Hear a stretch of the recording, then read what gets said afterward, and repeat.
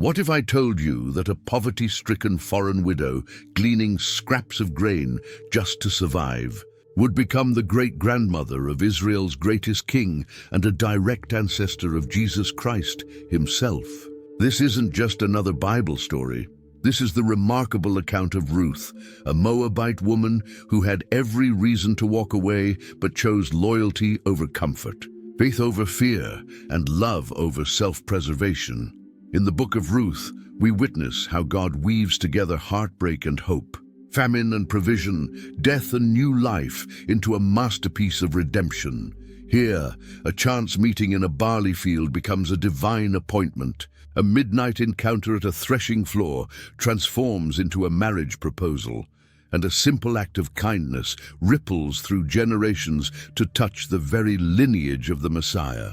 How did a woman from a despised nation earn her place in the genealogy of Jesus? What made her story so significant that it received its own book in Scripture? Prepare to discover how one woman's faithfulness changed history forever. Our story begins in a time of chaos and uncertainty. The Book of Ruth opens with these words in chapter 1, verse 1. Now it came to pass, in the days when the judges ruled, that there was a famine in the land. This was a dark period in Israel's history, when everyone did what was right in their own eyes, and God's people struggled to stay faithful. But now, on top of spiritual emptiness, physical hunger had arrived. In the small town of Bethlehem, ironically a name that means house of bread, there was no bread to be found. The fields that should have been golden with grain stood empty and dry. Families watched their children grow thin. The famine pressed harder each day, and people had to make impossible choices. Among those facing this crisis was a man named Elimelech. He lived in Bethlehem with his wife Naomi and their 2 sons, Mahlon and Chilion. As the famine continued with no sign of relief, Elimelech made a decision that would change everything. The scripture tells us in verse 1 that a certain man of Bethlehem, Judah, went to dwell in the country of Moab, he and his wife and his 2 sons. Moab. The very name would have made other Israelites uncomfortable. This wasn't just any foreign country. It was the land of Israel's relatives, yes, but also their historic enemies. The Moabites descended from Lot through an inappropriate relationship, and they had tried to curse Israel through the prophet Balaam. But Moab had food, and Bethlehem had none. Verse 2 gives us more details. The name of the man was Elimelech, the name of his wife was Naomi, and the names of his 2 sons were Mahlon and Chilion, Ephrathites of Bethlehem, Judah. And they went to the country of Moab and remained there. Elimelech wasn't planning a short trip. He took his entire family and settled in this foreign land, hoping to wait out the famine and return when times improved. The family tried to build a new life in Moab, far from home and surrounded by people who worshipped different gods and lived by different customs. But tragedy was waiting just around the corner. The scripture records it with painful simplicity in verse 3. Then Elimelech, Naomi's husband, died, and she was left, and her 2 sons. Just like that, the man who had brought his family to safety was gone. We don't know how he died, or how long they had been in Moab before it happened. The Bible doesn't give us those details. What matters is the devastating result. Naomi was now a widow in a foreign country. Being a widow in the ancient world meant more than grief. It meant vulnerability. Women depended on their husbands and sons for protection, provision, and social standing. Without Elimelech, Naomi had lost her security. She was now completely dependent on her 2 sons, Mahlon and Chilion, to care for her. The young men now carried the weight of the family on their shoulders. They were far from their homeland, their father was gone, and their mother needed them. The family that had left Bethlehem together was now broken, trying to survive in a land that wasn't truly their own. Time passed, and Naomi's sons grew into men. Living in Moab, surrounded by Moabite culture and people, they eventually found wives. Verse 4 tells us, "Now they took wives of the women of Moab. The name of the one was Orpah, and the name of the other Ruth, and they dwelt there about 10 years. Mahlon and Chilion married local women. This would have been controversial back home in Bethlehem, where marrying foreigners was discouraged, especially Moabites. But here they were, settling into Moabite life, building Moabite families. Orpah became one son's wife, and Ruth became the other's. For about 10 years, the family lived together in Moab. A decade is a long time, long enough for Naomi to get to know her daughters-in-law, long enough for bonds to form, long enough for these Moabite women to become true family. Through daily life, shared meals, and quiet moments, Ruth and Orpah became daughters to Naomi, not just by law, but by love. We can imagine those years, the conversations, the laughter, the way Naomi might have taught these young women, the way they might have cared for her. 10 years of building a life together in a foreign land, hoping that maybe, just maybe, things would work out after all. But hope can be a fragile thing. After 10 years together, after a decade of trying to make a life in Moab, disaster struck again. Verse 5 records the heartbreak with devastating brevity. Then both Mahlon and Chilion also died. So the woman survived her 2 sons and her husband, both sons, gone. The Bible doesn't tell us how or why, or even if they died at the same time or separately, but the result was catastrophic. Naomi had now lost everything, first her husband, now both her sons. The family she had brought to Moab for safety had been destroyed in this foreign land. And she wasn't the only one suffering. Ruth and Orpah were now widows too, young women who had lost their husbands without having any children to carry on the family name or provide for their future.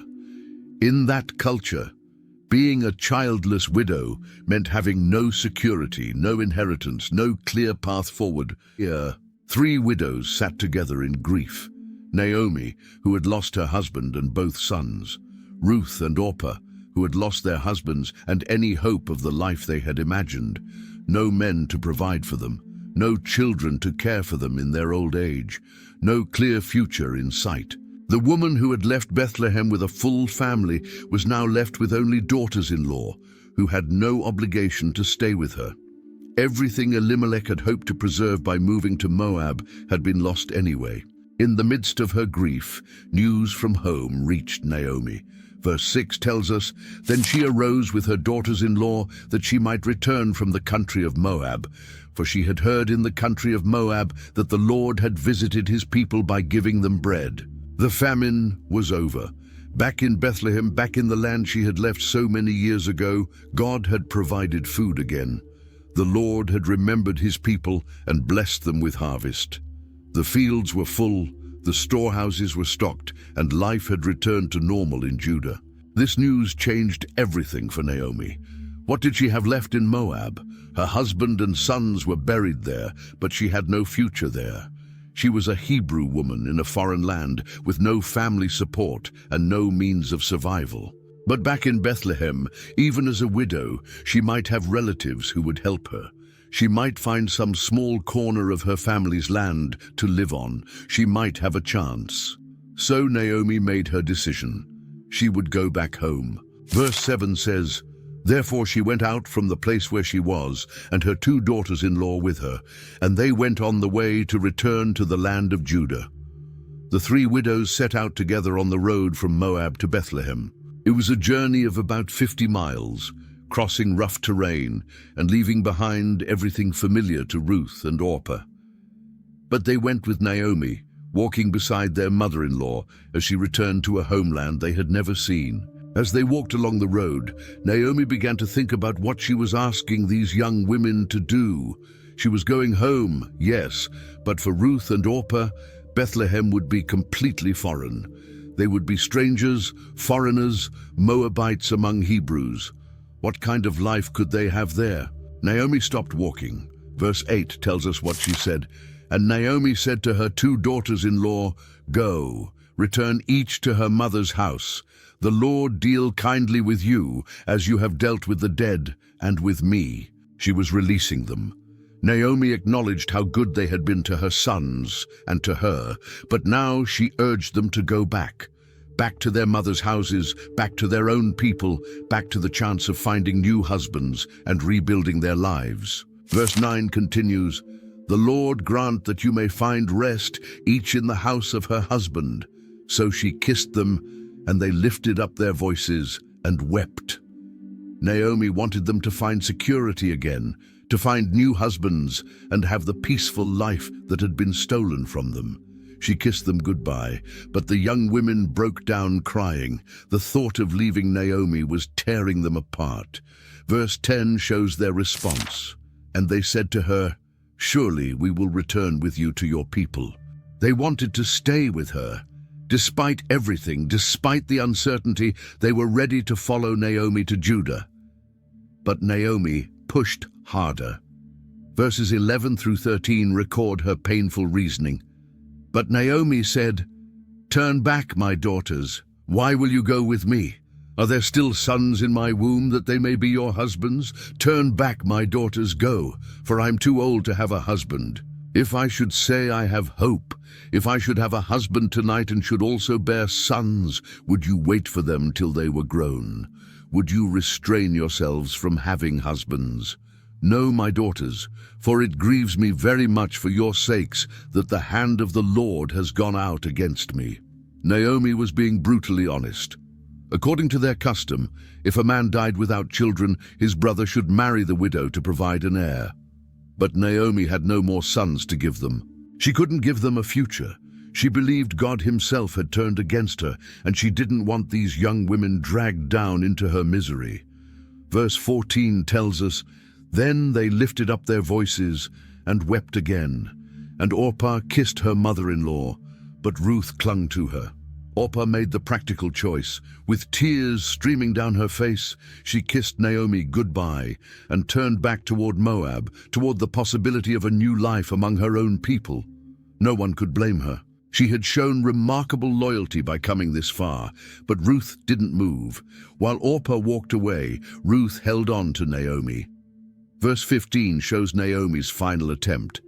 "And she said, 'Look, your sister-in-law has gone back to her people and to her gods. Return after your sister-in-law.'" Naomi pointed out the obvious. Orpah had made the sensible choice, going back to her family, her people, even her gods. Ruth could do the same. There was still time. She could catch up with Orpah and return to everything familiar. But Ruth's response in verses 16 and 17 would echo through history. "Entreat me not to leave you, or to turn back from following after you. For wherever you go, I will go, and wherever you lodge, I will lodge. Your people shall be my people, and your God my God. Where you die, I will die, and there will I be buried. The Lord do so to me, and more also, if anything but death parts you and me." This wasn't just loyalty to a mother-in-law. This was a complete commitment. Ruth was choosing Naomi's future as her own future, Naomi's people as her own people, and most importantly, Naomi's God as her own God. She was walking away from everything she had known, her family, her country, her gods, to follow the God of Israel and stay with this grieving widow. Ruth was choosing a path with no guarantees, no security, and no promise of a husband or children. She was choosing love over logic, faith over fear, commitment over comfort, and she sealed it with an oath, calling on the Lord himself to witness her promise. Only death would separate them. Verse 18 shows us Naomi's response. When she saw that she was determined to go with her, she stopped speaking to her. Naomi realized there was no point in arguing. Ruth had made up her mind, and nothing would change it. So the two women continued their journey together. Verse 19 tells us, "Now the two of them went until they came to Bethlehem, and it happened, when they had come to Bethlehem, that all the city was excited because of them, and the women said, 'Is this Naomi?'" Their arrival caused a stir in the small town. People recognized Naomi, or at least they thought they did. But she had changed so much. The woman who had left with a husband and 2 sons had returned old, broken, and accompanied only by a foreign daughter-in-law. The townspeople could hardly believe their eyes. Naomi's response in verses 20 and 21 revealed the depth of her pain. But she said to them, "Do not call me Naomi, call me Mara, for the Almighty has dealt very bitterly with me. I went out full, and the Lord has brought me home again empty. Why do you call me Naomi, since the Lord has testified against me, and the Almighty has afflicted me?" The name Naomi meant pleasant, but she didn't feel pleasant anymore. She wanted to be called Mara, which meant bitter. She had left Bethlehem with everything, a full family, hope for the future. Now she returned with nothing, or so she thought. In her grief, she saw only loss. She believed God had turned against her, that he had deliberately brought affliction into her life. Standing beside her, unnoticed in Naomi's litany of loss, was Ruth, the Moabite woman who had given up everything to be there, the daughter-in-law who had chosen Naomi's God and Naomi's people. But in her bitterness, Naomi called herself empty. Verse 22 concludes the chapter. So Naomi returned, and Ruth the Moabitess, her daughter-in-law, with her, who returned from the country of Moab. Now they came to Bethlehem at the beginning of barley harvest. The timing of their arrival would prove significant. Barley harvest was beginning, a season of provision and possibility. But for now, 2 widows stood at the edge of Bethlehem, one bitter and broken, seeing only her loss, the other faithful and hopeful, ready to face whatever came next in this new land. The 2 widows had arrived in Bethlehem, but arrival didn't solve their most pressing problem. They needed food. They had no income, no land to farm, and no man to provide for them. Something had to be done, and Ruth stepped up to do it. Chapter 2, verse 1 gives us an important piece of information. There was a relative of Naomi's husband, a man of great wealth, of the family of Elimelech. His name was Boaz. This detail sits there in the narrative, a fact the reader knows, but Ruth doesn't yet. Somewhere in Bethlehem lived a wealthy relative who could help them, but neither woman had sought him out. Instead, Ruth came to Naomi with a plan. Verse 2 records her words. So Ruth the Moabitess said to Naomi, "Please let me go to the field and glean heads of grain after him, in whose sight I may find favor." And she said to her, "Go, my daughter." Ruth knew about gleaning. It was God's provision for the poor built right into the law. When farmers harvested their fields, they were commanded to leave the edges unharvested and not go back for grain they dropped. The poor, the widows, and the foreigners could follow behind the harvesters and pick up what was left. It was hard work and somewhat humbling, but it was honest and it was available. Ruth wasn't sitting around waiting for someone to rescue them. She asked Naomi's permission and set out to find a field where the owner might be kind enough to let her glean. She was ready to work, ready to provide, ready to do whatever it took to put food on their table. Ruth went out to the fields without knowing where to go or who owned what land. She was a foreigner in this town, unfamiliar with the people and the properties. But as she walked among the harvest fields, something remarkable happened. Verse 3 tells us, "Then she left and went and gleaned in the field after the reapers, and she happened to come to the part of the field belonging to Boaz, who was of the family of Elimelech." She happened to come to Boaz's field. The scripture uses this interesting phrase. It seemed like chance, like random luck. Ruth didn't plan it. She didn't know whose field it was. From her perspective, she simply picked a field and started working. But the narrator wants us to understand something deeper. This was no accident. Of all the fields around Bethlehem, of all the landowners she might have approached, Ruth ended up in the field belonging to Boaz, the very relative mentioned just 2 verses earlier. The wealthy man from Elimelech's family, the one person in town who had both the means and the family connection to help them. Ruth had no way of knowing this as she bent down to pick up the fallen grain behind the workers. She was just doing her best, trying to survive, working hard under the hot sun. But God was guiding her steps, arranging circumstances in ways she couldn't see. Ruth wasn't alone in the field. Other poor people were gleaning too, following the harvesters and gathering what they could. But then the owner of the field arrived, and everything was about to change. Verse 4 paints the scene. Now behold, Boaz came from Bethlehem and said to the reapers, "The Lord be with you." And they answered him, "The Lord bless you." This simple greeting tells us something about Boaz. He was a man who acknowledged God in everyday conversation, and his workers responded in kind. There was mutual respect here. Then Boaz noticed someone he didn't recognize among the gleaners. Verse 5 says, "Then Boaz said to his servant, who was in charge of the reapers, 'Whose young woman is this?'" Something about Ruth caught his attention. Maybe it was because he didn't recognize her in a small town where everyone knew everyone. Maybe it was the way she worked. Whatever the reason, he wanted to know who she was. The servant's answer in verse 6 was thorough. So the servant who was in charge of the reapers answered and said, "It is the young Moabite woman who came back with Naomi from the country of Moab." The servant identified her not just by name, but by her story. She was the Moabite woman who had returned with Naomi. Verse 7 continues with more details. "And she said, 'Please let me glean and gather after the reapers among the sheaves.' So she came and has continued from morning until now, though she rested a little in the house." The servant had been watching Ruth. She had asked permission politely. She had worked steadily from morning until now, barely taking a break. This foreign woman was showing remarkable diligence and respect, and the servant made sure Boaz knew it. What Boaz did next went far beyond normal hospitality to a gleaner. He walked over to Ruth and spoke directly to her.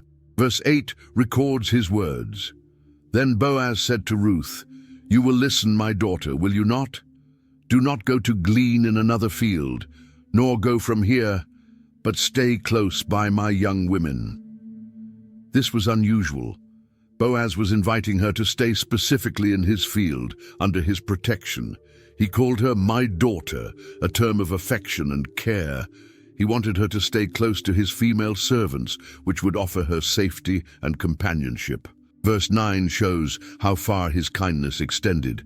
"Let your eyes be on the field which they reap, and go after them. Have I not commanded the young men not to touch you?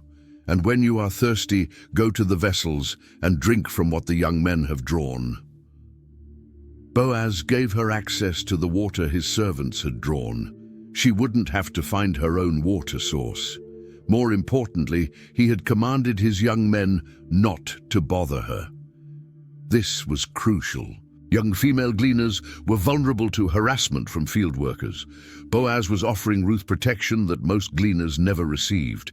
He was treating her not like a poor foreigner scrounging for scraps, but like someone under his personal care. And Ruth had done nothing to earn this except show up and work hard. Ruth was overwhelmed by this unexpected kindness. She hadn't asked for special treatment. She had simply wanted permission to glean like everyone else. But here was the field's owner, a man of wealth and position, offering her extraordinary favor. Her response in verse 10 shows her humility. "So she fell on her face, bowed down to the ground, and said to him, 'Why have I found favor in your eyes, that you should take notice of me, since I am a foreigner?'" She literally fell on her face before him, a gesture of deep respect and gratitude. Her question was genuine. Why would he notice her? She was a foreigner, a Moabitess, from a people that Israelites generally looked down on. She had no claim to his attention, no right to expect anything beyond basic gleaning rights. The word she used, foreigner, carried weight. She knew what she was. She knew how others saw her. She wasn't pretending to be something she wasn't. She was honest about her outsider status, which made Boaz's kindness even more remarkable in her eyes. Boaz's answer showed that he knew exactly who Ruth was and what she had done. Verse 11 records his explanation. And Boaz answered and said to her, "It has been fully reported to me, all that you have done for your mother-in-law since the death of your husband, and how you have left your father and your mother and the land of your birth, and have come to a people whom you did not know before." The whole town had been talking about Ruth. They knew her story, how she had left everything in Moab to come with Naomi. They knew she had abandoned her own parents, her homeland, her culture and her gods to follow a bitter widow to a foreign country. News traveled fast in small towns, and Ruth's loyalty had made an impression. Boaz wasn't done. Verse 12 reveals his deeper understanding. "The Lord repay your work, and a full reward be given you by the Lord God of Israel, under whose wings you have come for refuge." Boaz recognized something profound. Ruth hadn't just shown loyalty to Naomi. She had chosen to take refuge under the wings of the Lord God of Israel. She had made Naomi's God her God, and Boaz was praying that the Lord would reward her faithfulness. He saw her not as a foreign woman doing a nice thing, but as someone who had made a spiritual commitment to the God of Israel. This wasn't empty flattery. Boaz genuinely admired what Ruth had done, and he wanted God to bless her for it. He was acknowledging her courage, her sacrifice, and her faith. Ruth's humble reply in verse 13 shows how much his words meant to her. Then she said, "Let me find favor in your sight, my Lord. For you have comforted me and have spoken kindly to your maidservant, though I am not like one of your maidservants." She called him my Lord, and herself his maidservant. But she noted that she wasn't even at the level of his actual servants. She was lower than them, a foreign gleaner. Yet his kind words had comforted her heart. In a foreign land where she might have expected scorn or indifference, she had found compassion. But Boaz's kindness didn't stop with words. When mealtime came, verse 14 tells us, "Now Boaz said to her at mealtime, 'Come here and eat of the bread, and dip your piece of bread in the vinegar.' So she sat beside the reapers, and he passed parched grain to her, and she ate and was satisfied, and kept some back." He invited her to eat with his workers, to share their meal. He personally served her parched grain, roasted grain that was a common food for workers. Ruth ate until she was full, and she still had leftovers. For a poor widow who had been scraping by, this was abundance. When Ruth got up to continue gleaning, Boaz took his generosity even further. Verse 15 says, "And when she rose up to glean, Boaz commanded his young men, saying, 'Let her glean even among the sheaves, and do not reproach her.'" Normally, gleaners had to stay behind the harvesters, picking up only what was dropped or missed. But Boaz told his workers to let Ruth glean right among the sheaves, the bundles of grain they had just harvested. This was premium gleaning, giving her access to much more grain than usual. Verse 16 reveals that Boaz went even further. "Also, let grain from the bundles fall purposely for her. Leave it that she may glean, and do not rebuke her." He instructed his workers to deliberately drop extra grain for Ruth to find. They were to make it look accidental, but they were essentially giving her grain directly while maintaining her dignity as a gleaner. This was extraordinary generosity. Boaz was making sure Ruth would take home far more than any normal gleaner could expect, but he was doing it in a way that didn't embarrass her or make her feel like she was receiving charity. Ruth worked until evening, and the results were remarkable. Verse 17 tells us, "So she gleaned in the field until evening, and beat out what she had gleaned, and it was about an ephah of barley." An ephah was a large amount, roughly half a bushel, or about 30 pounds of grain. For a single day's gleaning, this was an incredible harvest. Most gleaners would have been thrilled with a fraction of that amount. Ruth had enough grain to feed herself and Naomi for a week or more. She carried the heavy load home, and verse 18 describes the moment. "Then she took it up and went into the city, and her mother-in-law saw what she had gleaned. So she brought out and gave to her what she had kept back after she had been satisfied. Naomi must have been shocked when she saw how much grain Ruth had brought home. But Ruth wasn't done surprising her. She also pulled out the leftover food from the meal Boaz had given her. She had kept it to share with Naomi. Verse 19 shows Naomi's immediate questions, and her mother-in-law said to her, "Where have you gleaned today, and where did you work? Blessed be the one who took notice of you." So she told her mother-in-law with whom she had worked and said, "The man's name with whom I work today is Boaz." Naomi knew something extraordinary had happened. No ordinary gleaning produced these results. Someone had shown Ruth exceptional favor, and Naomi blessed that person before she even knew who it was. Then Ruth gave her the name Boaz. The change in Naomi was immediate and dramatic. Verse 20 records her response.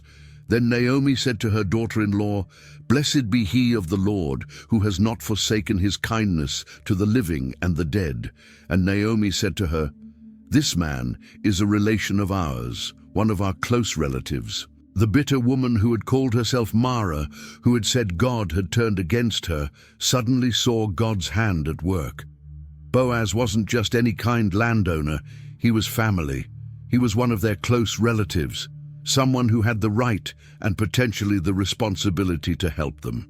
Naomi blessed Boaz and blessed the Lord in the same breath. God had not abandoned them after all. His kindness extended to both the living, to her and Ruth, and to the dead, to her husband and sons, whose family line might still be preserved. Ruth added one more detail in verse 21. Ruth the Moabitess said, "He also said to me, 'You shall stay close by my young men until they have finished all my harvest.'" But Naomi corrected her gently in verse 22. And Naomi said to Ruth, her daughter-in-law, "It is good, my daughter, that you go out with his young women, and that people do not meet you in any other field." Naomi understood the situation better than Ruth. Boaz had said to stay close to his young women, his female servants, not the young men. Naomi knew that Ruth would be safer and more protected among the women. She wanted Ruth to follow Boaz's instructions exactly and to stay in his field only. So verse 23 concludes the chapter. So she stayed close by the young women of Boaz to glean until the end of barley harvest and wheat harvest, and she dwelt with her mother-in-law. Ruth continued working in Boaz's field throughout the entire harvest season, both barley and wheat, which would have lasted several weeks. Every day she went out with Boaz's female servants and came home with grain. And every evening she returned to Naomi, the two widows now provided for through God's providence and Boaz's kindness. The harvest season had ended. Ruth had worked faithfully in Boaz's fields, and the two widows had food stored up. But Naomi was thinking beyond their immediate needs. She was thinking about Ruth's future, about security that would last beyond the next harvest.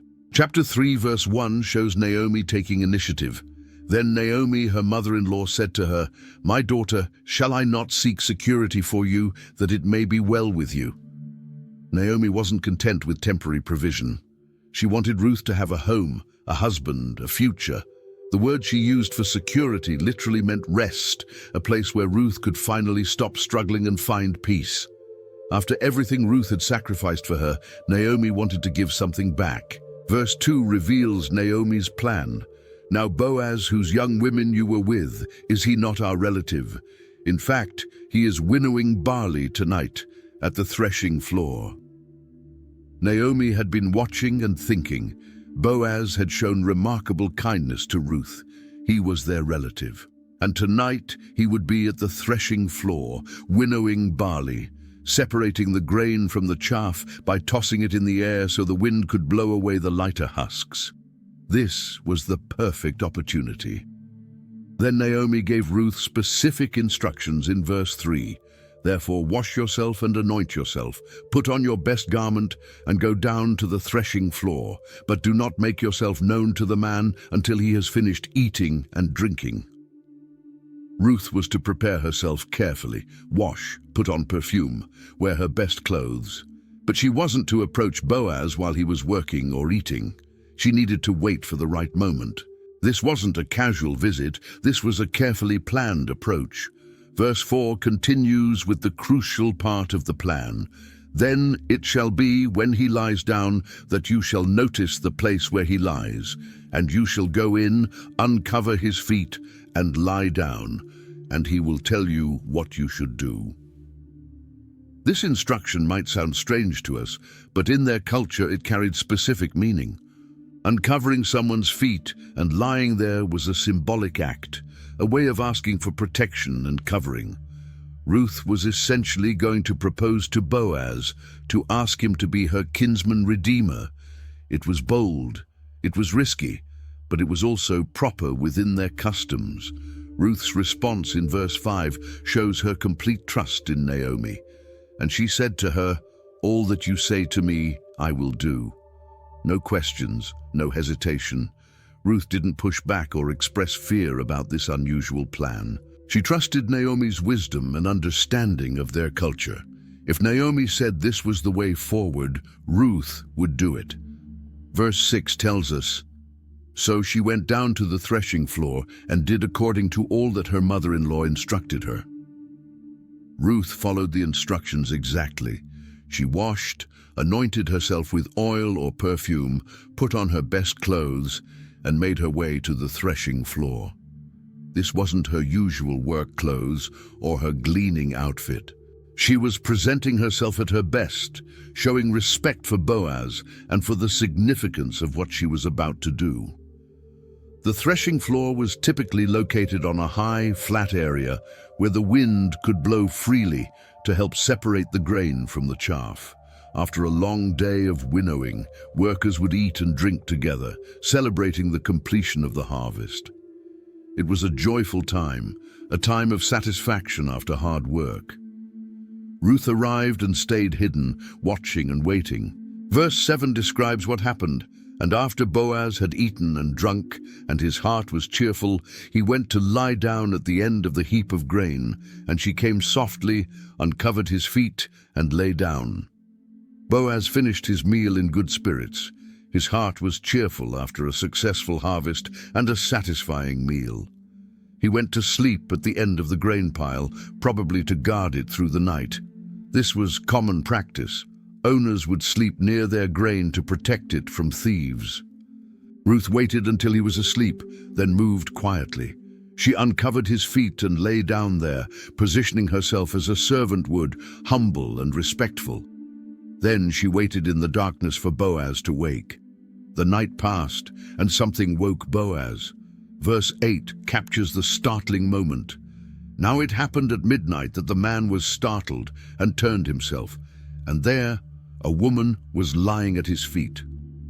Imagine waking up in the middle of the night to find someone lying at your feet. Boaz was startled.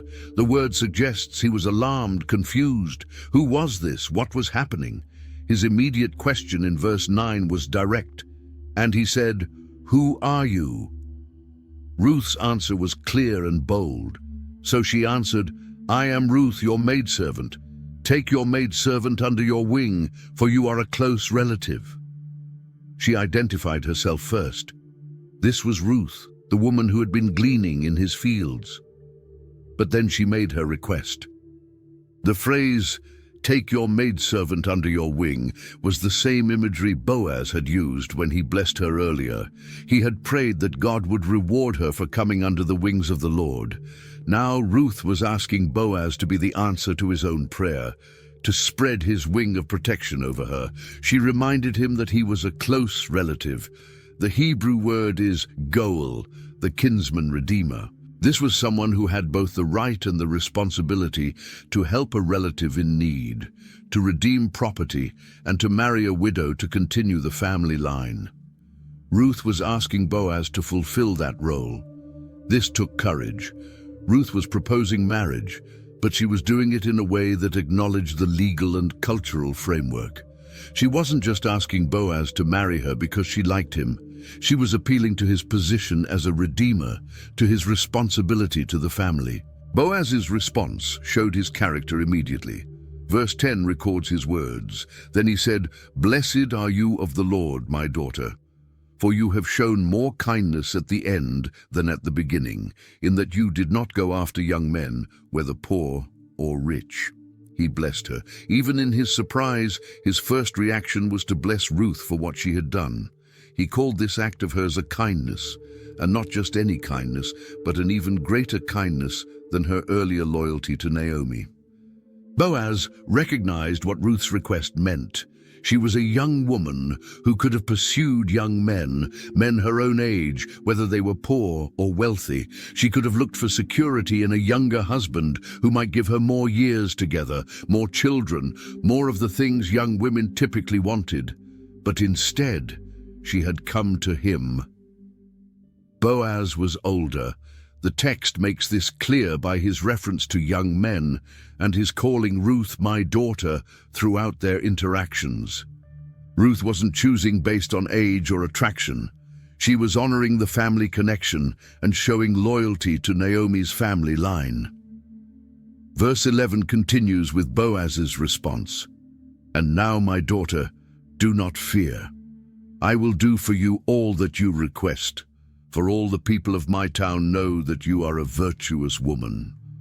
Boaz assured Ruth immediately she shouldn't be afraid. He would do everything she asked. This wasn't just his personal desire speaking. He acknowledged that everyone in Bethlehem knew Ruth's character. She had a reputation as a virtuous woman, a woman of noble character. Her request wasn't improper or shameful. It was the act of a good woman seeking proper redemption. The whole town had watched Ruth work faithfully, care for Naomi selflessly, and conduct herself with dignity. Her reputation gave weight to her request, and Boaz respected her completely. But then Boaz had to address a complication. Verse 12 reveals the problem. "Now it is true that I am a close relative. However, there is a relative closer than I." Yes, Boaz was a kinsman redeemer. Yes, he had the right to marry Ruth and redeem Naomi's property. But there was someone else who had an even closer claim, a relative who legally had the first right of redemption. By law and custom, this closer relative had to be given the opportunity to fulfill the role first. Boaz was being completely honest with Ruth. He wasn't going to bypass proper legal procedure, even though he clearly wanted to help her. He respected the law and wanted everything done correctly. Verse 13 shows his solution. "Stay this night, and in the morning it shall be that if he will perform the duty of a close relative for you, good, let him do it. But if he does not want to perform the duty for you, then I will perform the duty for you, as the Lord lives. Lie down until morning." Boaz made a solemn vow. He would approach the nearer relative in the morning. If that man wanted to redeem Ruth and the property, fine, he had the right. But if he refused, then Boaz swore by the living Lord that he would do it himself. This was a binding promise, an oath taken in God's name. Ruth could rest easy. One way or another, she would be redeemed. Boaz was committing himself to make sure of it. He told her to lie down and sleep until morning. She was safe with him, under his protection. Ruth stayed at Boaz's feet through the rest of the night. Verse 14 tells us what happened in the early morning. "So she lay at his feet until morning, and she arose before one could recognize another. Then he said, 'Do not let it be known that the woman came to the threshing floor.'" Ruth got up before dawn, while it was still too dark for people to recognize each other. This timing was deliberate and important. Boaz wanted to protect Ruth's reputation completely.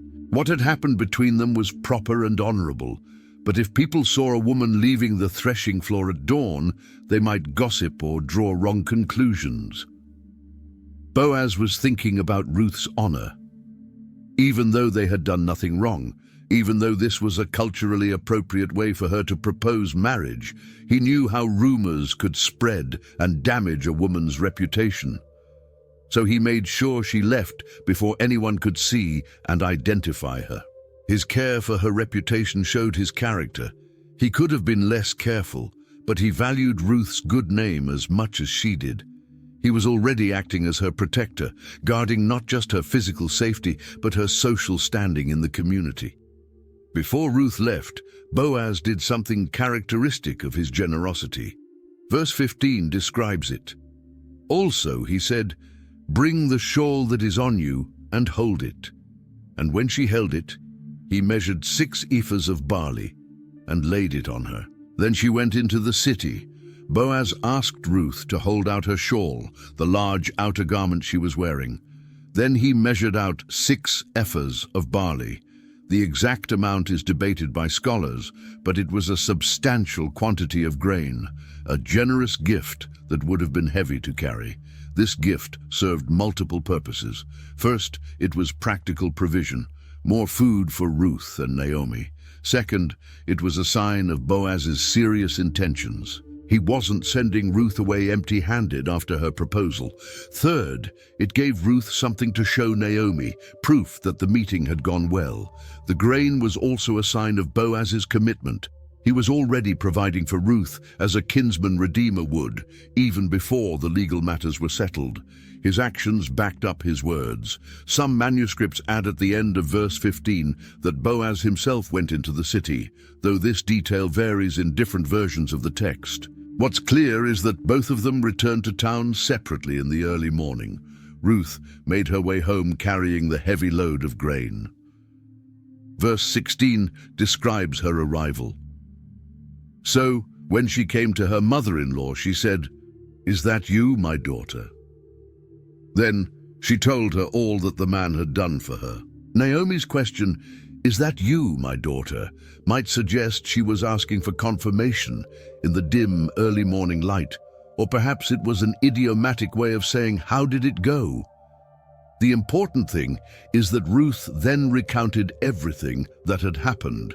Verse 17 specifies what Ruth reported, and she said, "These 6 ephahs of barley he gave me, for he said to me, 'Do not go empty-handed to your mother-in-law.'"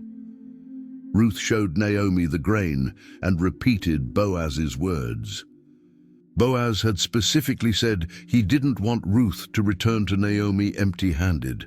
He was thinking about both women, making sure Naomi knew that he valued her too, that he was providing for the whole family. This statement also showed Boaz's understanding of relationships. He knew that Naomi would be waiting anxiously for news, and he wanted to send a tangible sign of his goodwill and commitment. The grain spoke louder than words. Naomi's response in verse 18 shows her wisdom and experience. Then she said, "Sit still, my daughter, until you know how the matter will turn out, for the man will not rest until he has concluded the matter this very day." Naomi told Ruth to sit still, to wait, to be patient. This wasn't the time for action or worry. The matter was now in Boaz's hands, and Naomi knew him well enough to trust his character.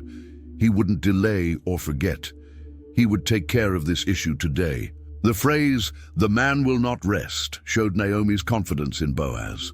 She knew he was a man of his word, a man of integrity who would follow through on his promise. He had sworn an oath by the living Lord, and he would fulfill it before the day was over. So Naomi counseled Ruth to wait calmly. They had done their part. Boaz had made his promise. Now they needed to trust that he would do exactly what he said he would do. Boaz wasted no time. True to Naomi's prediction, he set out immediately to handle the matter. Chapter 4, verse 1 shows his determination. Now Boaz went up to the gate and sat down there. And behold, the close relative of whom Boaz had spoken came by. So Boaz said, "Come aside, friend, sit down here." So he came aside and sat down. The city gate wasn't just an entrance to the town. It was the place where legal business happened, where elders gathered, where disputes were settled and contracts were made. It was the courthouse and the town hall combined. By going to the gate, Boaz was making this official, and remarkably, the closer relative, the one who had the first right of redemption, happened to walk by right then. Some might call it coincidence, but the story has shown us repeatedly how God arranges these seemingly chance encounters. Boaz called out to him, addressing him as friend, and asked him to sit down. The man complied and sat with Boaz. He didn't know yet what this was about, but when a respected man like Boaz called you aside at the city gate, you paid attention. Verse 2 tells us what Boaz did next. And he took 10 men of the elders of the city and said, "Sit down here." So they sat down. Boaz gathered 10 elders, leading men of the city, to serve as official witnesses. 10 was the traditional number required for important legal proceedings. These weren't random people. They were respected community leaders whose testimony would be unquestionable. Boaz was making sure everything was done properly, legally, and publicly. The stage was set. The interested party was present. The witnesses were assembled. Now the negotiation could begin. Boaz addressed the nearer kinsman directly, laying out the situation. Verse 3 records his words.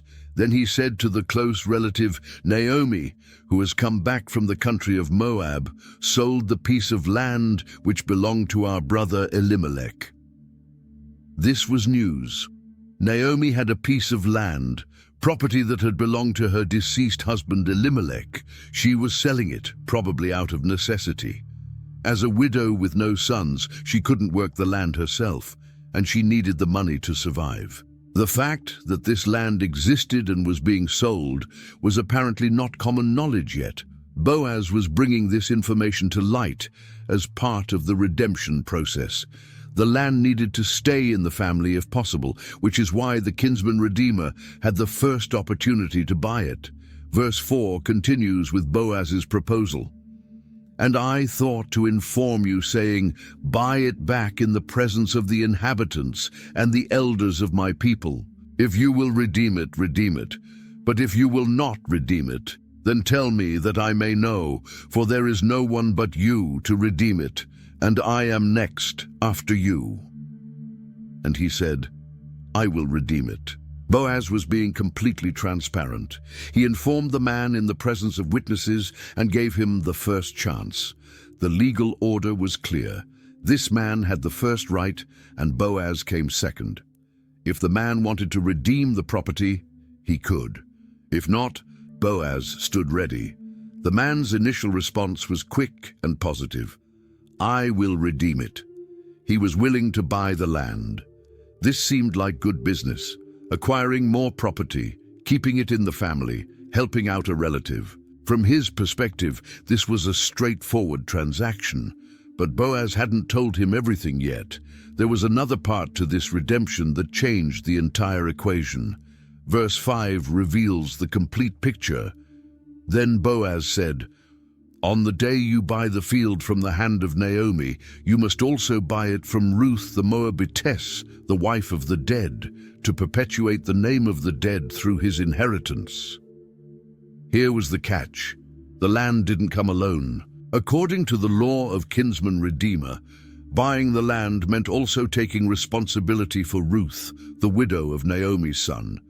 The redeemer would need to marry Ruth, and any children born from that marriage would be considered the heirs of her dead husband, not of the redeemer himself. This meant that the redeemer would pay money for the land, marry Ruth, provide for her, and raise children, but those children would inherit the land as descendants of Elimelech's family line, not as his own heirs. He would be investing his resources to build up someone else's family name and inheritance.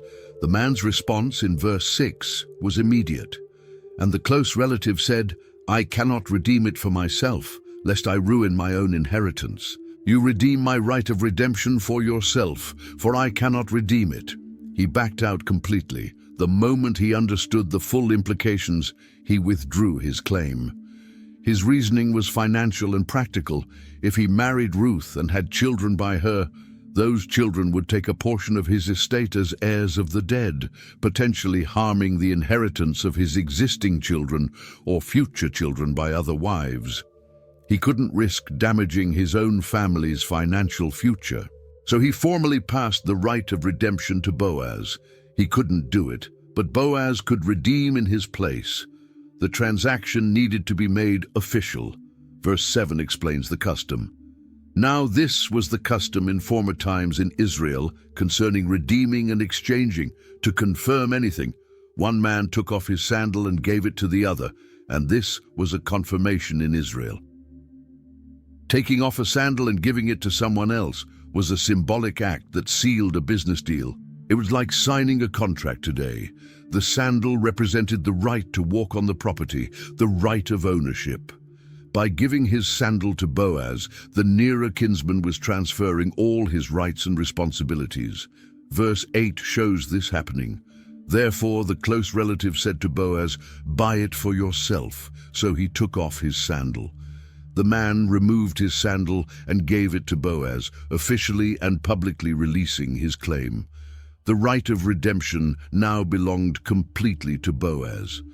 There was no going back, no changing his mind later. The deal was done, witnessed by the 10 elders and everyone else present at the gate. Boaz now had the legal right to redeem both the property and Ruth. The obstacle had been removed. The path was clear. With the right of redemption secured, Boaz made a formal public declaration. Verse 9 records his words to the witnesses. And Boaz said to the elders and all the people, "You are witnesses this day that I have bought all that was Elimelech's, and all that was Chilion's and Mahlon's, from the hand of Naomi." Boaz wasn't just buying Naomi's piece of land. He was redeeming all the property that had belonged to Elimelech and his sons. He was taking responsibility for the entire estate, restoring what the family had lost. This was a significant financial commitment, but Boaz made it gladly and publicly. Then verse 10 addresses the even more important part. Moreover, Ruth the Moabitess, the widow of Mahlon, I have acquired as my wife, to perpetuate the name of the dead through his inheritance, that the name of the dead may not be cut off from among his brethren and from his position at the gate. You are witnesses this day.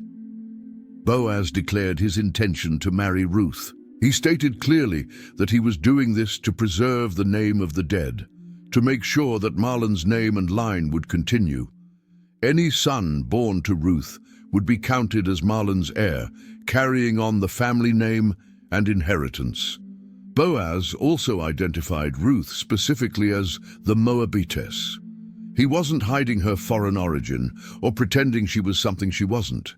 He honored her openly, acknowledging where she came from while declaring his commitment to make her his wife. He called on everyone present to serve as witnesses. This wasn't a private arrangement. It was a public covenant, legally binding and socially recognized. Everyone in Bethlehem would know that Boaz had redeemed Ruth and that their marriage was honorable and proper. The community's response was overwhelming and beautiful. Verse 11 shows the people's blessing. And all the people who were at the gate and the elders said, "We are witnesses. The Lord make the woman who is coming to your house like Rachel and like Leah, the two who built the house of Israel. And may you prosper in Ephrathah and be famous in Bethlehem." The entire crowd, the elders and all the people gathered there, affirmed their role as witnesses. Then they blessed Ruth, praying that she would be like Rachel and Leah, the two wives of Jacob, who together gave birth to the 12 tribes of Israel. These were the matriarchs who literally built the nation. The people were praying that Ruth, this Moabite woman, would be as foundational to Israel's future as those great mothers of the faith. They also blessed Boaz, praying that he would prosper in Ephrathah, another name for Bethlehem, and become famous in the town. They wanted his name to be remembered, his legacy to endure. But the blessing went even deeper. Verse 12 adds another layer. May your house be like the house of Perez, whom Tamar bore to Judah, because of the offspring which the Lord will give to you from this young woman. This was a prophetic prayer. Perez was the son of Judah and Tamar, and notably, Tamar was also a foreign woman who had used unconventional means to secure her place in Judah's family line. From Perez came the line of Judah's tribe, and the people were praying that Boaz's descendants through Ruth would be equally significant. They were asking God to give Boaz and Ruth children who would build a great family line. The community was embracing Ruth fully, seeing her not as an outsider, but as someone through whom God would work powerfully. The legal proceedings were complete, and Boaz and Ruth were married. Verse 13 tells us simply, "So Boaz took Ruth, and she became his wife. And when he went into her, the Lord gave her conception, and she bore a son." After years as a childless widow, after the pain of losing her first husband without having children, Ruth now conceived. The Lord opened her womb. This was recognized as God's blessing and gift. Ruth gave birth to a son, and suddenly everything changed for both her and Naomi. The women of the town responded with joy. Verse 14 records their words to Naomi. "Then the women said to Naomi, 'Blessed be the Lord, who has not left you this day without a close relative, and may his name be famous in Israel.'" The women blessed God for providing Naomi with a kinsman redeemer. Though they were speaking about the baby, they were recognizing that God had not abandoned Naomi. She had come back to Bethlehem calling herself empty and bitter, saying God had turned against her. But now the women declared that God had blessed her with a redeemer. They prayed that this child's name would become famous in Israel. They saw something special in this birth, something significant beyond just one family's happiness. Verse 15 continues with more blessings for Naomi.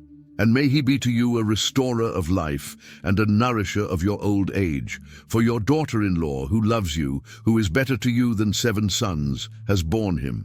The women recognized that this child would restore Naomi's life and provide for her in her old age. A grandson meant security, hope, and the continuation of her family line. Everything she thought she had lost was being restored. And they honored Ruth with extraordinary praise. They declared that Ruth, who loved Naomi, was worth more than 7 sons. In a culture that valued sons above everything, this was the highest compliment possible. Ruth's loyalty and love had proven more valuable than even the most blessed family could offer. Verse 16 shows Naomi's response. "Then Naomi took the child and laid him on her bosom and became a nurse to him." Naomi embraced her grandson completely. She held him close, took him to her breast, and became his nurse, his caretaker and guardian. The bitter woman who had returned empty was now filled with joy, holding the next generation in her arms. Verse 17 tells us what the neighboring women did. Also, the neighbor women gave him a name, saying, "There is a son born to Naomi." And they called his name Obed. He is the father of Jesse, the father of David. The women named the baby Obed, which means servant or worshipper, and they said, "There is a son born to Naomi," recognizing that this child was the restoration of her family line, the answer to her grief, the proof that God had not forgotten her. But then the text adds something that would have made the original readers catch their breath. He is the father of Jesse, the father of David. This little baby, born to a Moabite woman and a Hebrew redeemer, would become the grandfather of David, Israel's greatest king. The book concludes with a genealogy that places Ruth's story in the bigger picture of God's plan. Verse 18 begins, "Now this is the genealogy of Perez. Perez begot Hezron." The genealogy starts with Perez, the son of Judah and Tamar, mentioned earlier in the blessings. This connects Boaz and Ruth to the royal line of Judah, the tribe from which kings would come. Verses 19 and 20 continue the line. Hezron begot Ram, and Ram begot Amminadab. Amminadab begot Nahshon, and Nahshon begot Salmon. These were the ancestors leading up to Boaz, the generations that came before him, connecting him to the ancient promises given to Judah. Verses 21 and 22 complete the genealogy. Salmon begot Boaz, and Boaz begot Obed. Obed begot Jesse, and Jesse begot David. There it is, the direct line from Boaz and Ruth to King David. The Moabite widow who gleaned in the fields, who chose loyalty over security, who risked everything to stay with Naomi, became the great-grandmother of Israel's most beloved king. Her story wasn't just about personal redemption. It was part of God's plan to bring forth the Messiah, because from David's line would eventually come Jesus Christ, making Ruth one of only a few women mentioned in the genealogy of the Savior. A foreign woman, once excluded, now forever included in the story of salvation. If this story touched your heart and helped you see God's hand in the details of life, please subscribe to our channel so you never miss another biblical story. Hit that like button and share this video with someone who needs to be reminded that God can turn their bitter season into something beautiful. Your share might be exactly what someone needs to hear today. Thank you for watching, and may you always remember that just like Ruth, your faithfulness matters more than you know. God is writing a bigger story than you can see right now.